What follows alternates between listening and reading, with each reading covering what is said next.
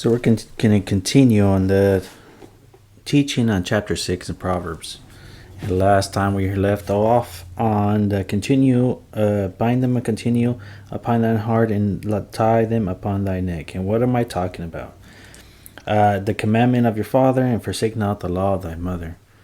So like as we mentioned before in these studies, is like parenting is just very important, especially good parents, godly parents that actually know the Word of God, that actually teach children not only by the Word of God but application in the world. Not participating themselves, but actually seeing the examples that the Lord had laid on the Bible, and also in daily life. It's sad to say that this is something that every family has failed to do, and it's evident even just looking in the news, looking at our surroundings or in the communities in our nation. The family is just falling apart.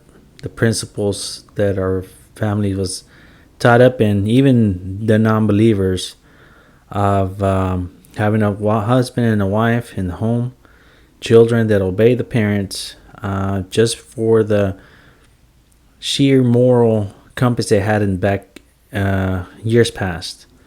Doing good will end up with something good happening. Natural law was respected and trusted, even though they didn't trust them, the Lord, in their hearts. But they had some sort of fear of God in their hearts, and they knew that misbehavior would lead to some sort of a casualty.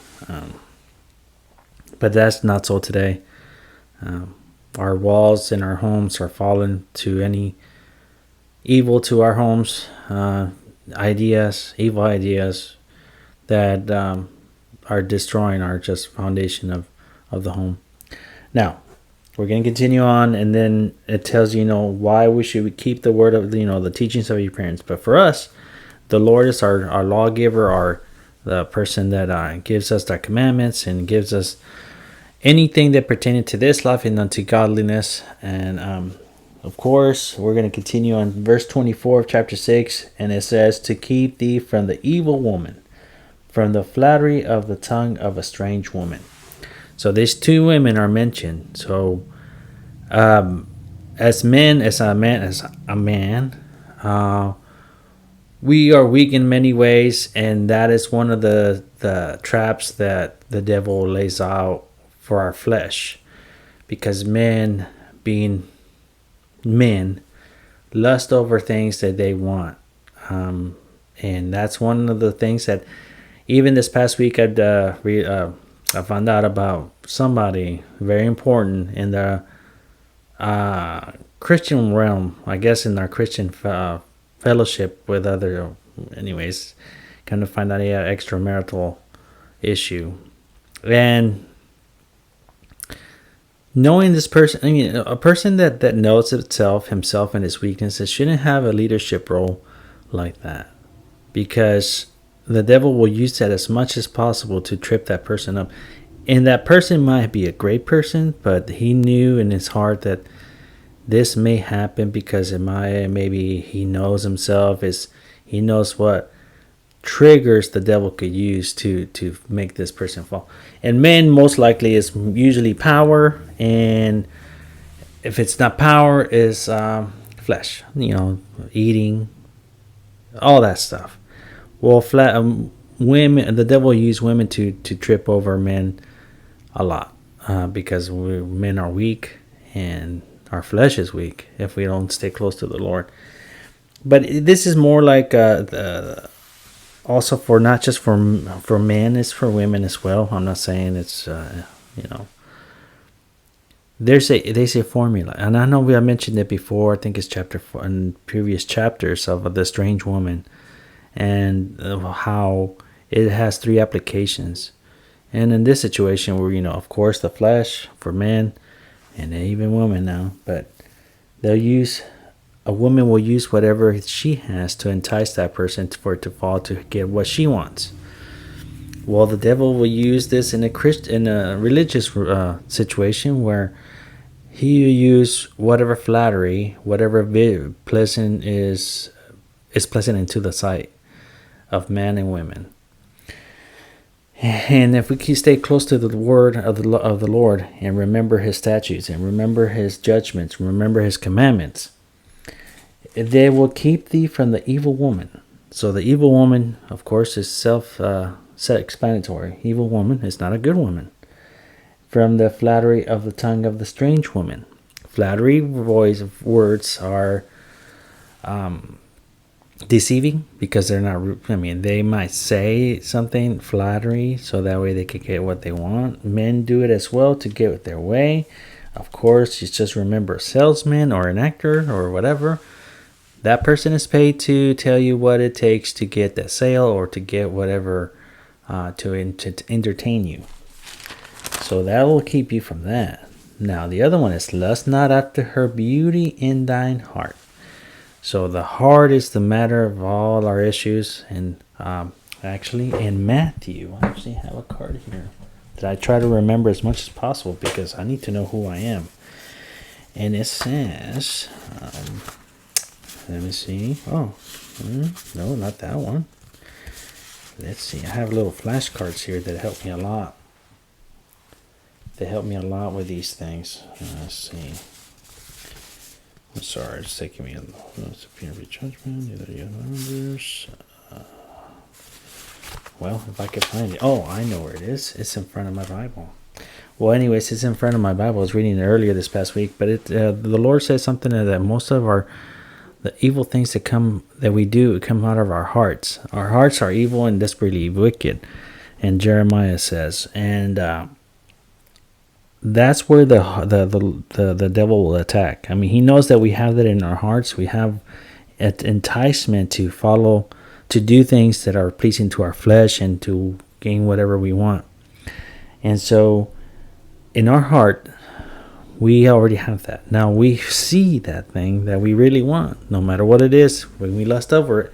And this is not a sexual thing either. Lust is an extreme desire to have something. So lust not after her beauty. Of course, men fall for things that are pleasant to the eyes, and women too. I mean, that's how they get their purses, they have the dresses, their shoes, whatever. I'm not saying it's a bad thing, but obsessing over things like that is called lust, and it'll help you not to have those desires. You most likely will have the Spirit of the Lord telling you that it's not a good idea to desire things like that. Also, if you've tripped before, you remember what happens whenever you lust over things that you shouldn't lust over. The other thing it says in verse 25, neither let her take thee with her eyelids. That's more of course, it's just like a using her eyes to pretty much wink at you, come over, just be careful with that. The world will entice you in so many ways, like, hey, will lure you in by what you want. So verse 26, for by means of a whorish woman, a man is brought to a piece of bread, and the adulteress will hunt for the precious life. So that's what it is. It's like pretty much like Esau. He sold his birthright for a mess of pottage, and it's unfortunate that we sell ourselves short because we want something right there and there. I mean, we all go through that, and some of us are very good to fight it off. Some of us not. Some struggle a lot to not fall into those temptations. And if you say you don't have no temptation, you're a fool. We all have a temptation that will make us fall, that is not pleasing to the Lord, and we desire much in our hearts.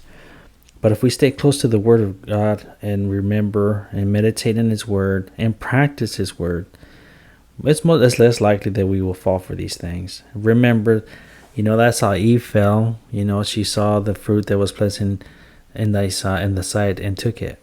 But the devil used the same method to entice her.